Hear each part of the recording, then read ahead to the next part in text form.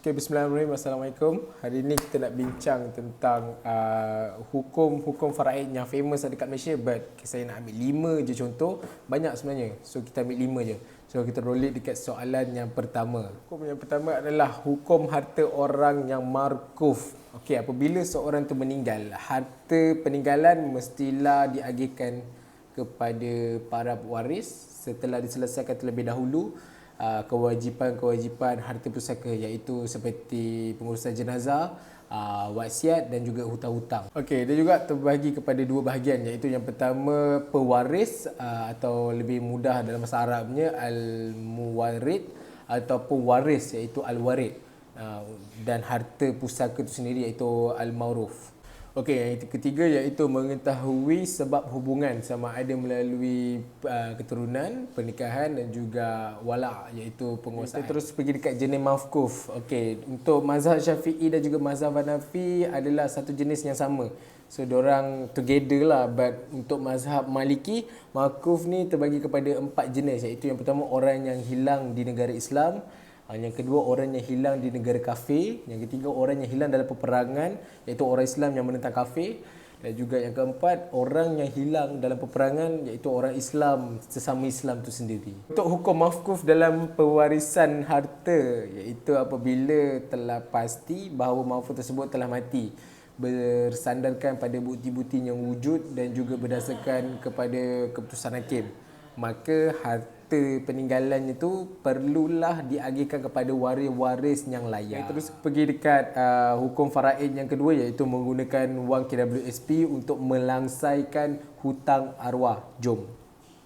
Okey, secara ringkasnya permasalahan isu faraid kerana melibatkan harta yang ditinggalkan si mati ni, contoh-contoh harta tu iaitu seperti sewa yang masih belum dijelaskan oleh si mati. Yang kedua, hutang kepada si mati yang boleh dijelaskan selepas kematian dia. Yang ketiga, dividen ataupun faedah yang terbit daripada harta si mati. Dan keempat iaitu kumpulan simpanan kumpulan wang simpanan, iaitu KWSP itu sendiri. Okey, jika arwah mempunyai hutang, maka hutang tu perlu diselesaikan terlebih dahulu menggunakan harta arwah yang sedia ada. So, hutang perlu diselesaikan terlebih dahululah, senang cerita. Memandangkan duit KWSP dianggap sebagai harta arwah, maka tidak menjadi masalah kepada ahli waris, khususnya penama, untuk menggunakan duit tersebut bagi menyelesaikan segala hutang arwah, termasuklah hutang kereta.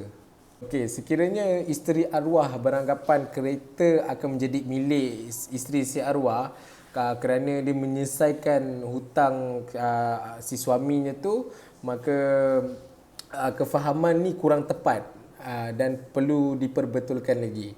Okey, sekiranya arwah ni masih ada ibu bapa ataupun anak-anak, maka mereka mempunyai bahagian lah. Mereka semua tu ada hak dan bahagian diorang, and dianya tidak terhad kepada isteri arwah semata-mata. So tak ada bulat-bulat untuk bagi dekat isteri arwah.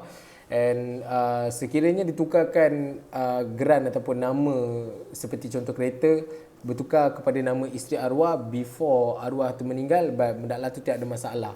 But waktu lepas arwah meninggal, nama tu still nama arwah, dan isteri tak ada satu hak pun untuk dapat harta. Terus pergi dekat masalah faraid yang ketiga, iaitu hukum hutang dengan arwah ayah. Okey, jom let's go.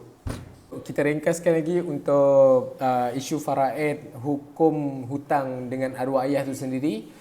Dan secara ringkasnya, sekiranya hutang tersebut dianggap selesai pada bahagian yang diterima oleh ahli waris berkenaan dengan hutang tu, so hutang itu boleh dihalalkan oleh para waris yang lain. So maksudnya sekiranya adik-beradik ataupun kita hutang dengan ayah, and once waktu ayah meninggal kita tak dapat langsungkan hutang tu, if kalau adik-beradik yang lain cakap tak apa, hutang tu okey, just macam tu je, langsai, itu dibolehkan. Okay, untuk hutang yang dihalalkan pada para waris yang lain ni, contohnya dalam hukum syarak, untuk para waris melakukan taharruj dalam pembahagian harta pusaka. So waris-waris yang lain menghalalkan sahaja hutang itu. Ia dibenarkan kerana bahagian faraid itu adalah hak para waris yang boleh diambil. Okay, terus pergi dekat hukum yang keempat, iaitu hukum orang yang meninggal dunia sebelum sempat menunaikan zakat. Okay, go. Okey, secara maklum umat Islam diwajibkan untuk membayar zakat sekiranya cukup-cukup syarat yang diambil daripada golongan kaya, iaitu syarat zakat itu sendiri. Harta orang kaya itu diberikan kepada golongan miskin, ianya agar dapat menyucikan harta-harta tersebut. So, menurut pandangan Imam Abu Hanifah, sekiranya seseorang itu meninggal dunia sebelum sempat menunaikan zakat, maka gugurlah kewajipan mengeluarkan zakat itu ke atas individu tersebut. So hal ini kerana mereka berpandangan bahawa hukum membayar zakat itu adalah wajib. Bagi jumhur ulama termasuk juga para ulama Syafi'iyah, sekiranya seseorang yang meninggal dunia tu tanpa sempat untuk menunaikan zakat sedangkan dia mampu, maka dia berdosa dan wajib keluarkan zakat. Maksud di sini waktu orang tu dia meninggal, and before dia meninggal dia tak sempat tunaikan zakat, dan senang cerita ianya boleh dijatuhkan hukum dosa, dan individunya tertentu perlulah membantu arwah yang dah meninggal tu keluarkan zakat dan bantu si arwah tersebut. So hal ini juga disebabkan bayar zakat, hukum membayar zakat dari sisi jumhur ulama adalah wajib dan segera apabila cukup syarat tersebut.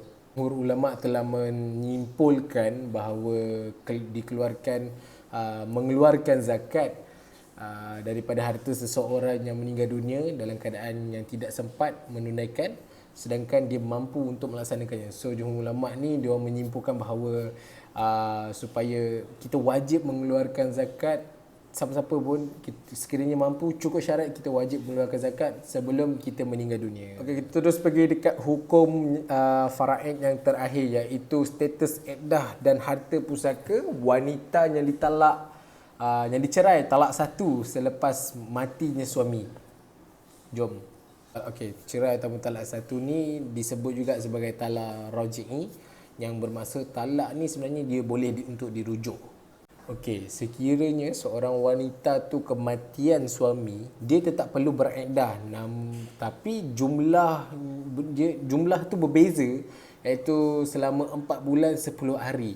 Okey, wanita yang berada dalam iddah bagi talak raj'i iaitu talak satu berhak untuk mendapatkan bahagian isteri dalam isu harta pusaka tersebut. Wanita tu juga berhak untuk dapatkan harta pusaka suami dia, iaitu 1/4 jika isteri tu tak ada anak, perkahwinan tu tak ada anak.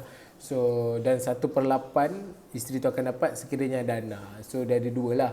Kalau if kita kahwin dengan isteri kita and isteri kita tak ada anak waktu tu and kita dah meninggal, isteri dapat juga 1/4, dan manakala sekiranya waktu pernikahan kita tu ada anak, isteri kita akan dapat dalam 1/8 sekiranya kita ada. Itu saja pengongsian 5 masalah faraid yang famous ada dekat Malaysia.